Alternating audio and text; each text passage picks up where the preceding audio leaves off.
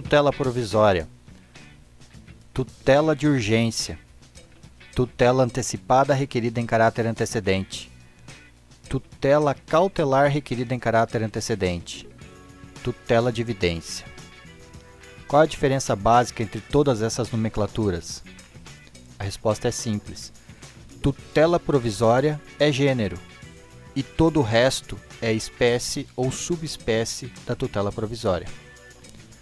O artigo 294 do Código de Processo Civil é que traz essa primeira subclassificação. A tutela provisória pode fundamentar-se em urgência ou evidência. Então isso está retratado aqui no nosso fluxograma. Tutela provisória divide-se em tutela de urgência ou tutela de evidência. O parágrafo único do mesmo artigo 294 traz também a segunda subclassificação. A tutela provisória de urgência, cautelar ou antecipada pode ser concedida em caráter antecedente ou incidental. Isso também está retratado aqui no nosso fluxograma.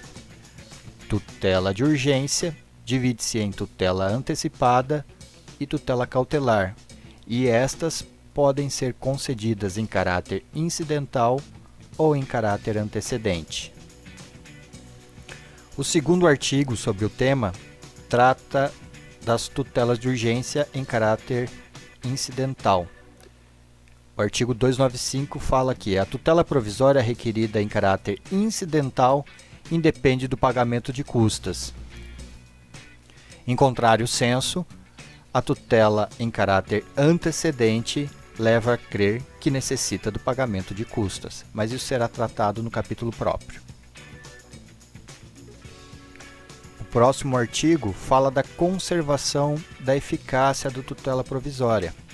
É o artigo 296, que trata que a tutela provisória conserva sua eficácia na pendência do processo, mas pode a qualquer tempo ser revogada ou modificada.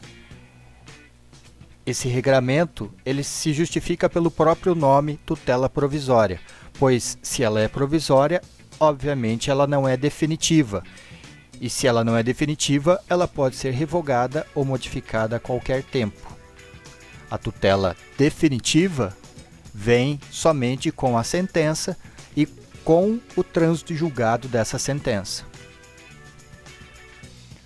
O parágrafo único desse artigo só vem por complementar a ideia, pois ele diz que durante a suspensão do processo a eficácia resta conservada. Ou seja, se a tutela provisória foi concedida e no transcurso do processo ocorreu alguma suspensão por alguma questão prejudicial externa ou até mesmo a suspensão determinada pelos recursos repetitivos, por exemplo, a tutela, então, ela continuará tendo a sua eficácia durante essa suspensão. O próximo artigo, o 297, fala das medidas que o juiz pode tomar para que a tutela provisória seja efetivada. A redação é a seguinte: o juiz poderá determinar as medidas que considerar adequadas para a efetivação da tutela provisória. E, em complemento, o parágrafo único fala que a efetivação da tutela provisória observará as normas referentes ao cumprimento provisório da sentença no que couber. Em outras palavras, lá no título do cumprimento provisório da sentença, de obrigação de fazer, deixar de fazer ou entregar, estão previstas as medidas coercitivas, indutivas, mandamentais que o juiz pode aplicar para que a tutela seja observada, para que ela seja efetivada. Então, na tutela provisória, as mesmas medidas podem ser aplicadas para que assim se obtenha o resultado exitoso da tutela provisória.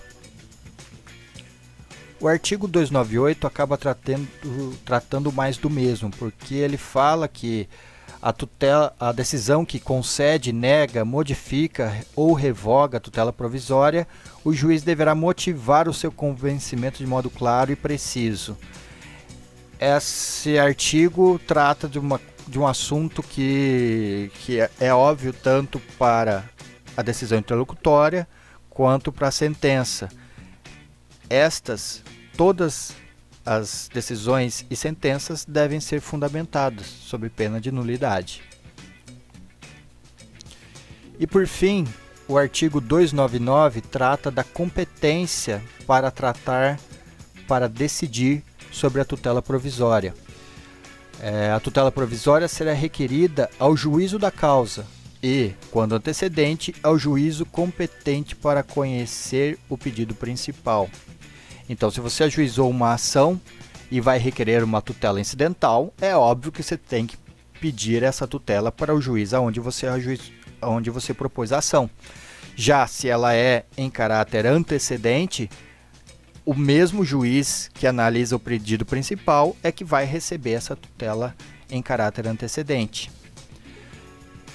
E, por fim, o parágrafo único trata da regra especial, que é da competência originária do tribunal.